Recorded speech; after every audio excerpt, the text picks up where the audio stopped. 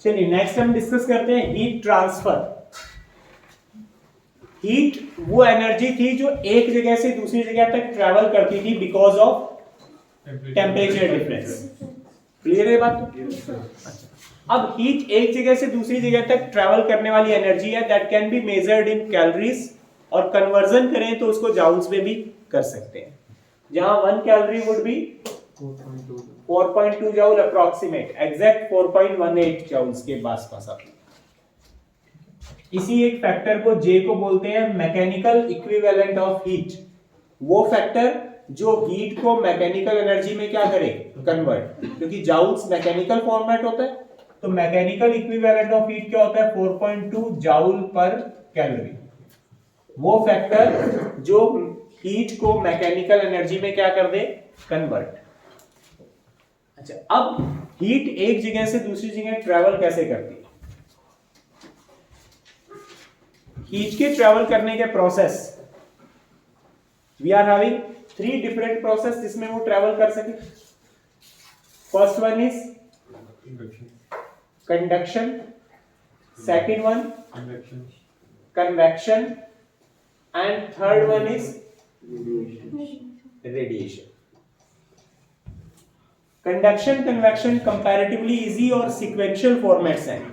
Radiation में बहुत सी बातें याद रखने वाली हैं, लेकिन मोर ओवर ज्यादातर हीट ट्रांसफर रेडिएशन पाथ से ही होती है। अब कंडक्शन, कन्वेक्शन और रेडिएशन क्या है? मान लीजिए इस क्लासरूम में जितने बच्चे बैठे हैं, मुझे कोई एक मैटर है जिसमें लास्ट स्टूडेंट तक, इश्निका तक देना है। तो एक तरीका क्या हो कि मैं वो मैटर, ये हमारे पास, मेरे पास मान लीजिए 2 नोट्स की गड्डी है, लास्ट तक देनी है, तो सब खुश के हाँ सर पढ़ाई वढ़ाई का मजा ही आ गया, ऐसा काम होगा। मैं क्या करूं, पहले दोनों संकेत कर दूंगा, यहां से फिर ट्रांसफर हो सेकंड, सेकंड से थर्ड, थर्ड से फोर्थ, फोर्थ से fifth and so on, it keeps on running and reaches to the last student. उसमें क्या हो रहा है, जो मैटर ऑफ कंसर्न है वो एक एलिमेंट से किसमें जा रहा है, दूसरे एलिमेंट से तीसरे एलिमेंट में, और ऐसे करते करते लास्ट एलिमेंट तक पहुंच रहा है। इसे बोलते हैं कंडक्शन, जिसमें जिस कंसर्न मैटर की हम बात करते हैं, वो चाहे हीट है, चाहे कोई स्पेसिफिक मैटर है, किसी भी फॉर्म की एनर्जी है, अगर वो एक मॉलिक्यूल से दूसरे मॉलिक्यूल, दूसरे मॉलिक्यूल से तीसरे मॉलिक्यूल, तीसरे मॉलिक्यूल से चौथे मॉलिक्यूल तक ट्रैवल करे, that process is known as conduction. दूसरा प्रोसेस, अब उसमें मुझे लगे कि बीच में नोट निकल सकते हैं, तो उसकी बजाय मैं बैटर क्या काम करूं, वही मैटर उठा के खुद चल के जाऊं और उन्हें ट्रांसफर करूं। तो उसमें क्या हो रहा है कि जिस कंसर्न मैटर की हम बात कर रहे हैं, वो मैटर खुद ट्रैवल कर रहा है एक लोकेशन से दूसरी लोकेशन। मीडियम के मॉलिक्यूल्स जो हैं वो ट्रैवल करके वो एनर्जी या मैटर को क्या कर रहे हैं, ट्रांसफर। पिछला जो केस था उसमें ट्रैवल किसी ने नहीं किया, मैंने इनको दे दिया, इन्होंने आगे, मीडियम के मॉलिक्यूल जहां थे वहीं पे रुके हुए थे, सिर्फ वो कंसर्न मैटर ही क्या कर रहा था, ट्रैवल। अब खुद मीडियम मॉलिक्यूल ट्रैवल करके आगे जा रहा है और वो मैटर ट्रांसफर कर रहा है, दैट इज नोन एज, जिसमें मीडियम मैटर का ट्रांसफर हो। सॉलिड मॉलिक्यूल्स जो होते हैं, सॉलिड स्ट्रक्चर्स जो होते हैं, उसमें मीडियम मैटर ट्रैवल नहीं करते, तो उनमें जो प्रोसेस होता है वो कौन सा होगा, सॉलिड्स में कंडक्शन। और लिक्विड या गैसेस जो होती हैं उनमें मीडियम के मैटर या मीडियम के मॉलिक्यूल्स मूव कर सकते हैं, वहां जो प्रोसेस होगा वो कौन सा होगा, कन्वेक्शन। अच्छा, इसके बजाय तीसरा तरीका है कि मैं यहीं से वो मैटर फेंक दूं, that is radiation.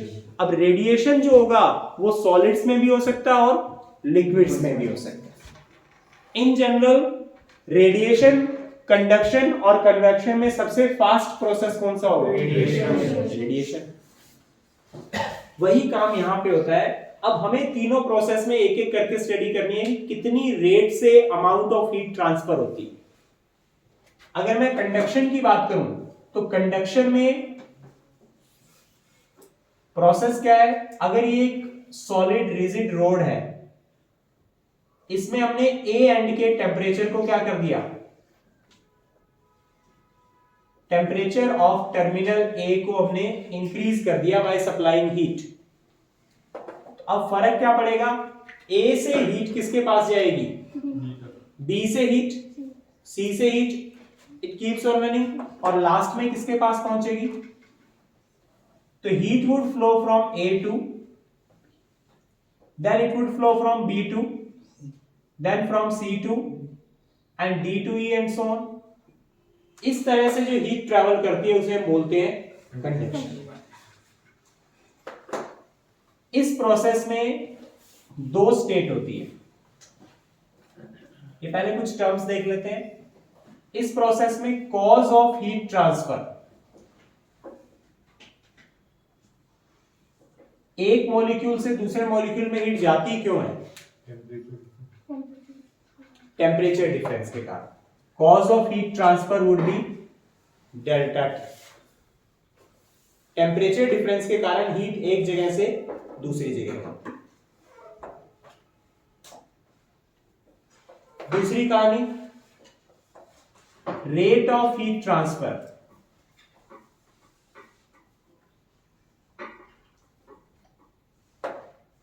Rate of heat transfer को क्या कहेंगे?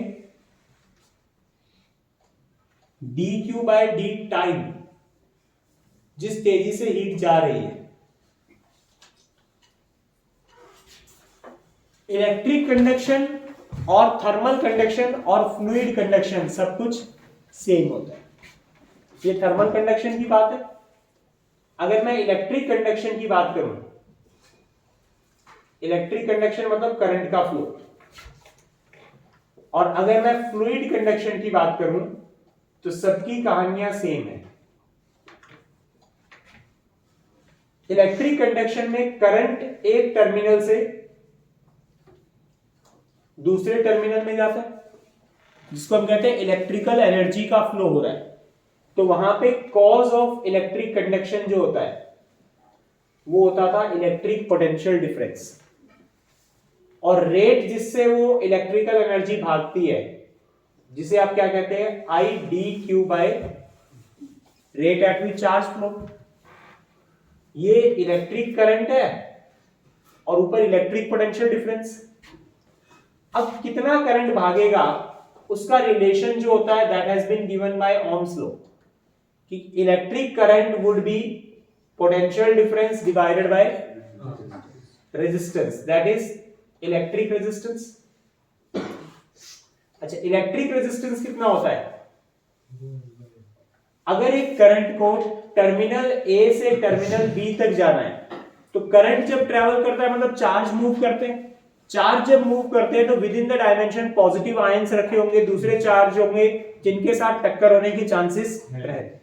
तो रेजिस्टेंस जो लगता है वो किस पे डिपेंड करता है? Length that current has to travel. जितनी ज्यादा लेंथ करंट को चलनी पड़ेगी, टक्कर होने के चांस उतने ज्यादा।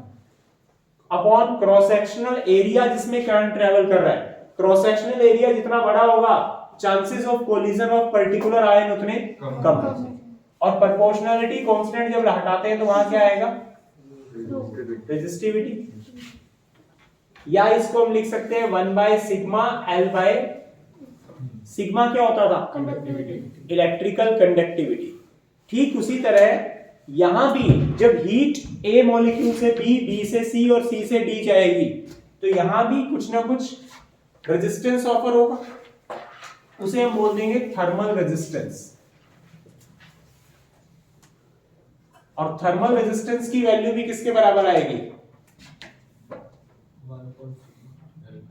Are thermal is again proportional की लेंथ कितनी ट्रेवल करनी है हीट को, so that is proportional to delta X जो हीट ने ट्रेवल करनी है, that is inversely proportional to cross sectional area जिसमें से वो ट्रेवल करेगी। और प्रोपोर्शनलिटी कांस्टेंट क्या आएगा? रेजिस्टिविटी या फिर 1 बाय कंडक्टिविटी। ज्यादातर केस में आपको थर्मल रेजिस्टिविटी देने की बजाय क्या देते हैं? Thermal conductivity. तो K is known as thermal conductivity. और यहां भी रिलेशनशिप क्या आएगा? ओम्स लॉ की I thermal should be equals to delta V thermal divided by P is equals to IR वाला रिलेशन। हाँ, बस I थर्मल को यहां हम क्या लिखते हैं? जिस रेट से हीट भाग रही है, डी हीट बाय डी। और डेल्टा V थर्मल का मतलब टेम्परेचर डिफरेंस। और आर थर्मल का मतलब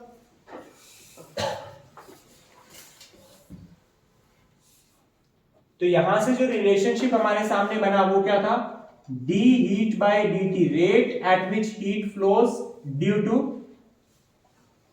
कंडक्शन की बात कर रहा हूं मैं सिर्फ, वो किसके बराबर होने वाला है, के ए ऊपर चला जाएगा और साथ में हमारे पास क्या बचेगा, delta T by delta x, that is temperature gradient. तो हीट ट्रांसफर की रेट डायरेक्टली प्रोपोर्शनल होती है टेम्परेचर ग्रेडियंट के, अगर क्रॉस सेक्शनल एरिया और कंडक्टिविटी क्या हो, same.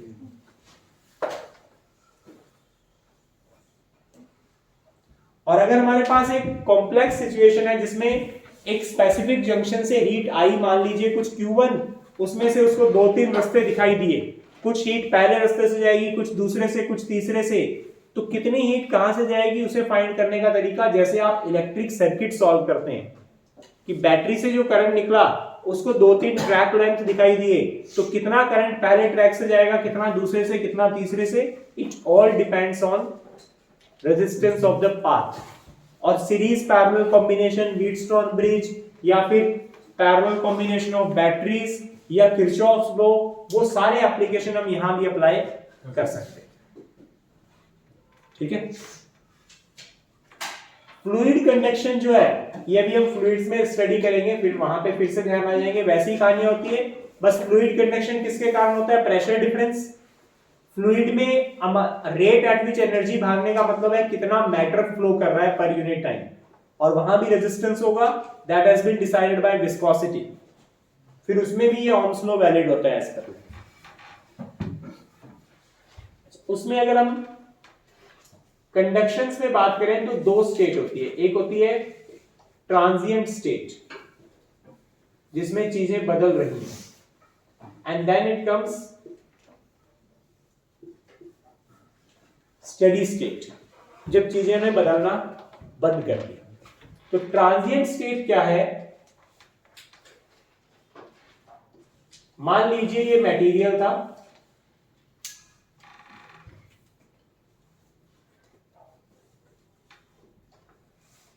Molecule A B C D E और लेटर ऑन इट इज,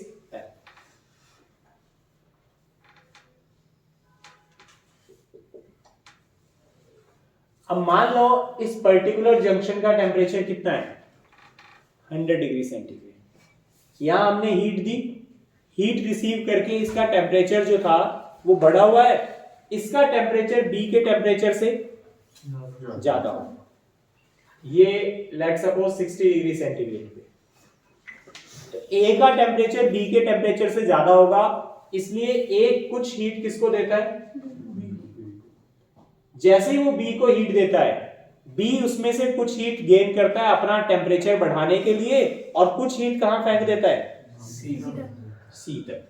इसका मतलब जो हीट ए से बी को गई थी वो ज्यादा थी, और जो हीट बी से सी को गई वो कंपैरेटिवली कम। फिर जो हीट सी से डी को जाएगी वो, और फिर डी से, and it keeps on running. जैसे जैसे आप आगे बढ़ोगे अमाउंट ऑफ हीट जो ट्रांसफर होती जा रही है वो धीरे धीरे कम होती जा रही है। तो इस स्टेट को हम बोलते हैं ट्रांजिएंट स्टेट, जिसमें rate of heat transfer at each cross section decrease करे, और temperature of each molecule, her molecule कुछ हीट रिसीव करता है अपना सेल्फ टेम्परेचर बढ़ाने के लिए, तो टेम्परेचर ऑफ ईच मॉलिक्यूल जो है वो क्या करने वाला है, इंक्रीज।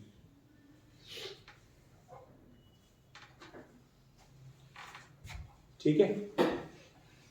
इस स्टेट को हम बोलते हैं ट्रांजिएंट स्टेट। हीट ट्रांसफर होने के पहले कुछ स्पैन ऑफ टाइम के लिए ये स्टेट मेंटेन रहती है। इस स्टेट में dq by dt मतलब आई थर्मल जो है वो वेरी करेगा, और टेम्परेचर जो है हर मॉलिक्यूल का वो क्या होता जाएगा, इंक्रीज।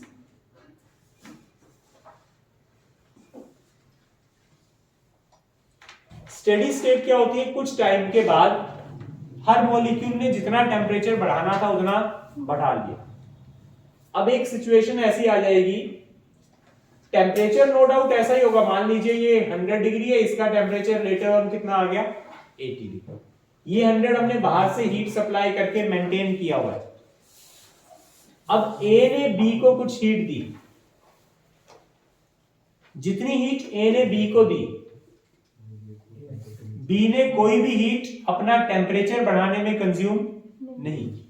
सारी हीट किसको ट्रांसफर कर दी, सी को। सी ने कोई भी हीट अपना टेम्परेचर बढ़ाने में कंज्यूम नहीं की, सारी हीट किसको ट्रांसफर कर दी, डी ने कोई भी हीट अपना टेम्परेचर बढ़ाने में कंज्यूम नहीं की, सारी हीट किसको ट्रांसफर कर दी, ई को, एंड सो ऑन। तो हर जंक्शन तक हीट ट्रैवल करती गई, चाहे क्रॉस सेक्शनल एरिया भी वेरी करता, तब भी अमाउंट ऑफ हीट ट्रांसफर हर जगह क्या थी, सेम। जैसे स्टेडी स्टेट में अगर क्रॉस सेक्शन एरिया वेरी करे तब भी करंट क्या रहता है, सेम। तो यहां भी क्या होता, अगर ए से बी हीट गई, बी से सी गई, सी से डी गई, हर जंक्शन से amount of heat transfer that is I thermal, जिसको हम बोलते हैं dq बाय dt, वो क्या रहना चाहिए, constant.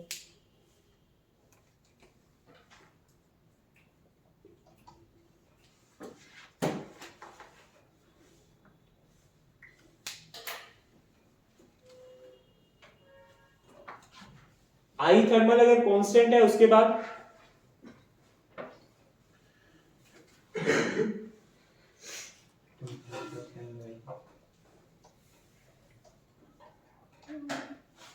Temperature of each molecule. अब मॉलिक्यूल कोई भी हीट खुद का टेम्परेचर बढ़ाने में तो यूज नहीं करता, तो टेम्परेचर ऑफ ईच मॉलिक्यूल क्या रहने वाला है, हाँ ये श्योर है कि ए का टेम्परेचर बी से ज्यादा ही रहेगा, तभी तो हीट ए से कहां जाएगी, बी की तरफ। तो temperature of A is greater than that of B, temperature of B is greater than that of C and C is greater than that of D और that is greater than that of E। तो temperature लगातार इस तरह से change होगा, but her molecule का temperature पक्का क्या रहने वाला है,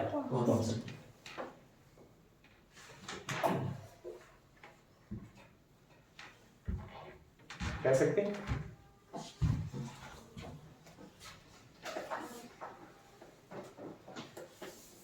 अब जो भी सर्किट सॉल्विंग आएगी हमें, सर्किट सॉल्विंग मतलब कितनी हीट कहां से फ्लो कर रही है, किस जंक्शन का टेम्परेचर क्या है, वो सारी की सारी सर्किट सॉल्विंग हम किस फॉर्म पे स्टडी करेंगे, स्टेडी स्टेट। ट्रांजिएंट स्टेट पे सिर्फ थ्योरेटिकल रिलेशन आ सकते हैं कि अगर एक ट्रांजिएंट स्टेट की कंडीशन है तो हीट के रिलेशंस क्या होंगे।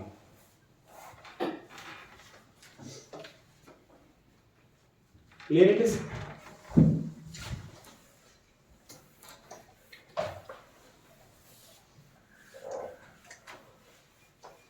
कुछ क्वेश्चन सॉल्व करते हैं इसके।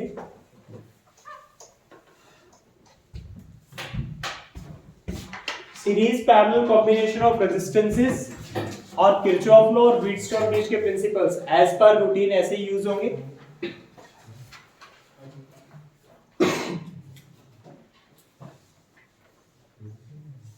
बातें बन जाएगा। मान लीजिए हमारे पास दो कंडक्टिंग मटेरियल्स हैं। अच्छा, जो मटेरियल हीट का अच्छा कंडक्टर है वो इलेक्ट्रिक करंट का भी अच्छा कंडक्टर होगा। जैसे gold is the best conductor of electric current, so gold can be considered as the best conductor of heat as well.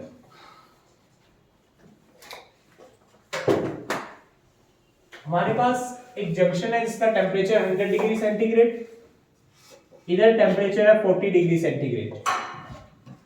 Materials की कंडक्टिविटी, इसकी कंडक्टिविटी K और इसकी कंडक्टिविटी 3K। पहले का क्रॉस सेक्शन लेंथ जो है वो L, cross sectional area A, इसकी length L, cross sectional area 2A। Terminal A को हमने हाई टेम्परेचर पे मेंटेन किया हुआ है और टर्मिनल B को हमने लो टेम्परेचर पे मेंटेन किया हुआ है।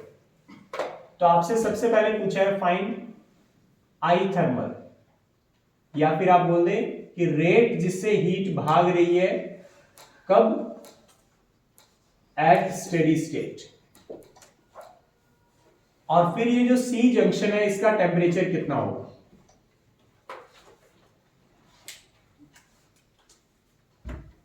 बताइए।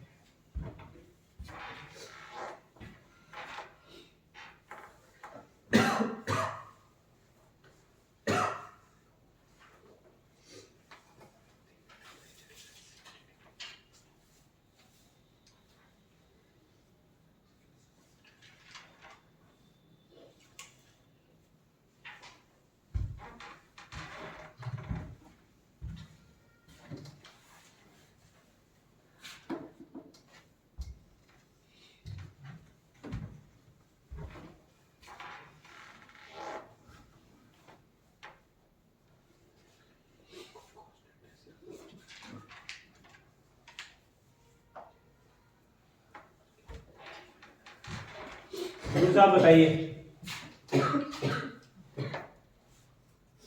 आई थर्मल की वैल्यू जब स्टेडी स्टेट रीच करेगी तो ए और बी के बीच का टेम्परेचर डिफरेंस यानी कि थर्मल पोटेंशियल हमें पता है, तो करंट होगा thermal potential divided by R equivalent. R equivalent क्या होगा, हमारे पास दो एलिमेंट रेजिस्टेंस ऑफर कर रहे हैं, एक रोड AC और दूसरा रोड C, और दोनों सीरीज में है, तो एक्सप्रेशन क्या आएगी, R1 plus R2। Delta T हमें पता है, डेल्टा T आ गया 100 माइनस 40 दैट इज 60। R1 की वैल्यू हमें पता है 1 by K length by A, और R2 जो आएगा वो 1 bye 3K L divided by 2। तो यहां ओवरऑल आ गया 60 अपॉन कुछ पार्ट कॉमन आ जाएगा 1 plus 1 by 6. So overall we would be having 60 upon 1 by K L by A 7 by 6. Solve कर लेंगे 6 ऊपर आ जाएगा, we would be having this. तो ये होगा हमारे पास thermal current 360 into KA by L into 7. ये है I at steady state. इसके बाद आपने पता करना है टेम्परेचर ऑफ जंक्शन C. अब जंक्शन C का टेम्परेचर हम इसे ट्रीट करेंगे कि हमारे पास दो रेजिस्टेंसेस थे, सिंपली ऐसे R1 और R2, और टेम्परेचर को ट्रीट करेंगे पोटेंशियल की तरह कि यहाँ 100 वोल्ट था, यहां हमें पता करना है, और यहां कितना था 40। करंट अब हमें पता है, अगर करंट पता है तो 100 और TC के बीच में टेम्परेचर वेरिएशंस भी पता होगा हमें। yes, तो यहां आप किरचॉफ लॉ लगा के या ओम्स लॉ डायरेक्ट क्या देते, क्या लिखेंगे, I into R 100 minus TC would be equals to I into R। अब TC की वैल्यू कंक्लूड करनी है तो TC आ जाएगा 100 minus I into R। I आपको पता है, R1 भी आपको पता है, वैल्यू पुट करें we would be having the result। yes। ठीक है,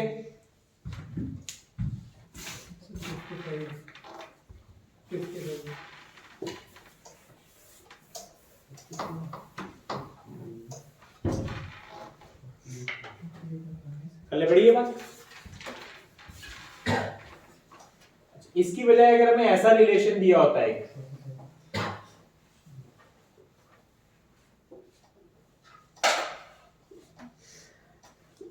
ये टर्मिनल ए, बी और सी। यहां पे दिया क्या हुआ है, ए टर्मिनल का टेम्परेचर है 100 डिग्री, बी का टेम्परेचर है 60 डिग्री, सी का टेम्परेचर है 40 डिग्री। मटेरियल्स की कंडक्टिविटी के, लेंथ और एरिया, यहां 2k लेंथ और एरिया, और यहां पे 3k लेंथ 12 और एरिया जो आएगा वो मान लीजिए 1। अब हीट यहां बीच में फ्लो करेगी। आपसे पूछा है इस कॉमन जंक्शन P का टेम्परेचर कितना होगा।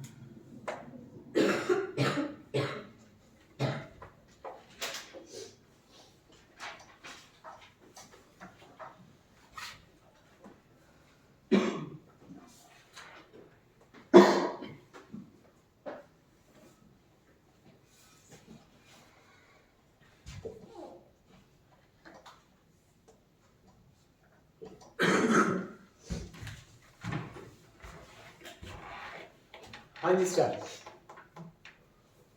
अब यहां पे अगर काउंट करना है तो इसको एज पर रेजिस्टेंस काउंट कीजिए। इस डायग्राम को आप क्या मान सकते हैं कि हमारे पास 3 रेजिस्टेंस कुछ इस मैनर में कनेक्टेड है। इस एंड का टेम्परेचर कितना है 60 डिग्री, यहां टेम्परेचर 40 डिग्री और ऊपर टेम्परेचर कितना है 100।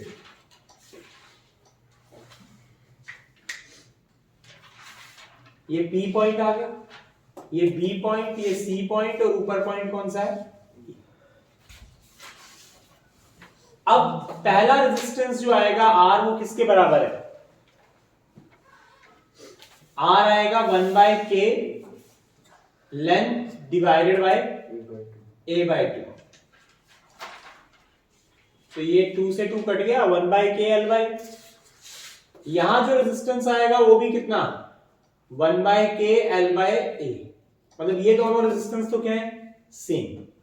यहां जो रेजिस्टेंस आएगा वो 1/k लेंथ डिवाइडेड बाय, तो ये आ जाएगा 2/3 ऑफ R, जहां R का मतलब 1/k L/A ए। तो ये हमारे पास रेजिस्टेंस जंक्शन आ गई। अब हमें पता है कि हाई टेम्परेचर से हीट फ्लो शुरू होगा, तो यहां से करंट रिलीज हुआ, मान लीजिए आई नॉट, वो पी जंक्शन पे आके दो रस्तों में बटा। कुछ करंट I1 मान लो यहां गया और I2, और किरचॉफ करंट रूल क्या कहता है कि जंक्शन पे जितना करंट आया था उतना ही फर्दर ऑन क्या हुआ होगा, डिवाइड। इसका मतलब मैं ये कह सकता हूं कि I0 must be equals to I1 plus. अब I0 जो करंट है उसको मैं लिख सकता हूं temperature difference divided by resistance. I0 के लिए टेम्परेचर डिफरेंस कौन है, 100 minus TP divided by resistance कितना होगा,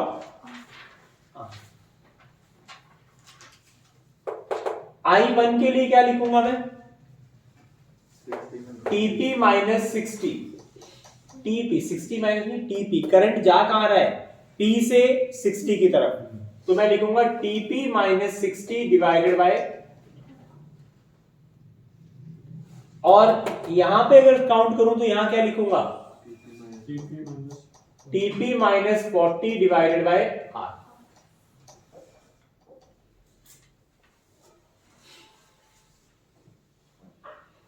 डिवाइडेड बाय आर कितना है, 2/3 ऑफ आर। तो आर कॉमन आके कैंसिल हो गया, हमारे पास एक इक्वेशन आ गई टीपी में, दैट इज 100, और इधर से आ जाएगा 60, ये 3/2 जाएगा तो इधर से आ गया 120/2, that is 60 equals to TP plus TP plus 3/2 of TP. यहां से हम सॉल्व कर सकते हैं, this would be 220 and here it is 4 + 3 7 TP/2। यहां से TP कैलकुलेट किया जा सकता है, 440 डिवाइडेड बाय 7। क्लियर?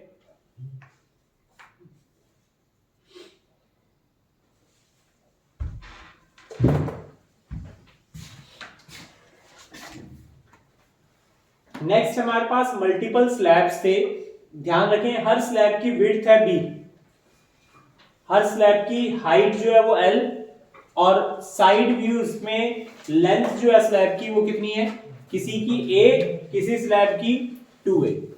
मतलब आपके पास 3 डायमेंशनल स्ट्रक्चर दिया हुआ है जिसमें cross sectional area of the first slab वो आएगा b इंटू l, उसका टेम्परेचर कितना मेंटेन किया हुआ है, 100, और रियर एंड जो है उसका टेम्परेचर कितना मेंटेन किया हुआ है, 40। तो 100 से 40 वाले टर्मिनल में करंट भागेगा।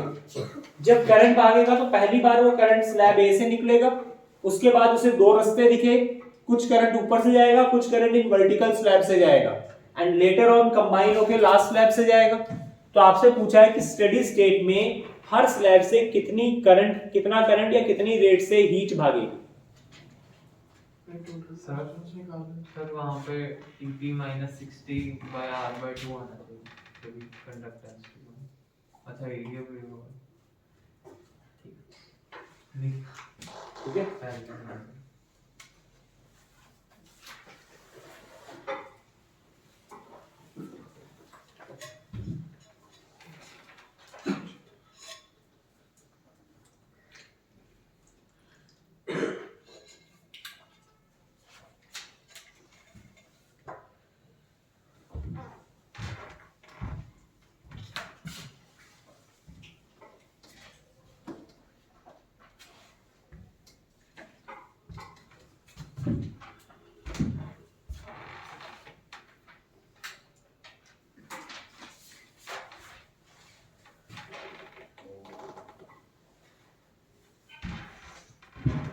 इसे सॉल्व करने के लिए हमें इसका रेजिस्टेंस डायग्राम बनाना पड़ेगा।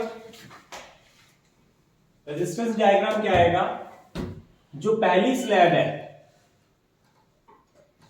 उसका रेजिस्टेंस मान लो R1। जब पहली स्लैब क्रॉस की तो हमारे रास्ते में दो रेजिस्टेंसेस, दो पाथ दिखे। एक ऊपर वाली हॉरिजॉन्टल स्लैब, उसका रेजिस्टेंस मैंने मान लिया कितना, और उसी के पैरेलल दूसरे ट्रैक में हमें क्या दिखाई देगा, दो रेजिस्टेंसेस R3 और R4, एंड फाइनली अगेन एक सिंगल रेजिस्टेंस R5। ठीक है ना? अब यहां रिलेशनशिप क्या होंगे, R1 आगे दो पाथ, फिर ये अगर मैं R1 R2 R3 की वैल्यू पता हो तो फिर तो हम कंक्लूड कर ही सकते हैं इस एंड का टेम्परेचर कितना है 100, इस एंड का टेम्परेचर कितना है 40, मतलब दोनों के बीच में हमें लगेगा एक बैटरी लगी हुई है कितने वोल्ट की 60। उसका काम यहाँ करंट फ्लो करवाना है। अब ये R3 और R4 सीरीज में और R2 के साथ पैरेलल में, फिर सारे कॉम्बिनेशन किस में है सीरीज में। वहां से हम करंट कंक्लूड कर सकते हैं कि टोटल करंट कितना आया, और टोटल करंट जब यहाँ दो हिस्सों में बटेगा तो ऑपोजिट रेजिस्टेंस रेशियो में बढ़ता है कि जो करंट ऊपर जाएगा I1, बचा करंट कहां से जाएगा तो जो I1 आएगा वो कितना होगा, टोटल करंट को आप कितने हिस्सों में बांट लो, R2 plus R3 plus R4, उसमें से ऑपोजिट ब्रांच का करंट, ऑपोजिट ब्रांच के रेशियो मतलब R3 प्लस R4 के अमाउंट का करंट कहां जाएगा, ऊपर वाले ब्रांच से। ये I1 आएगा और बचा करंट कहां से जाएगा। तो आपको अगर R1 R2 R3 R4 R5 पता हो तो फिर सर्किट सॉल्व किया जा सकता है। R1 की वैल्यू क्या लिखेंगे, R1 होता है 1 by conductivity length that current has to travel in slab 1। Slab 1 में करंट को कितनी लेंथ चलनी पड़ेगी A upon cross sectional area B into L। Cross sectional area ये वाला एरिया, ये R1 की वैल्यू है। R2 की value 1 by conductivity, length current को कितनी चलनी पड़ेगी 2A। इस एंड से इस एंड तक लेंथ कितनी है 2A, और क्रॉस सेक्शनल एरिया कितना है, उसके लिए आपको ये दिया होना चाहिए टोटल लेंथ L है तो ये मान लीजिए L/4 और ये दिया हुआ है आपको 3L/4।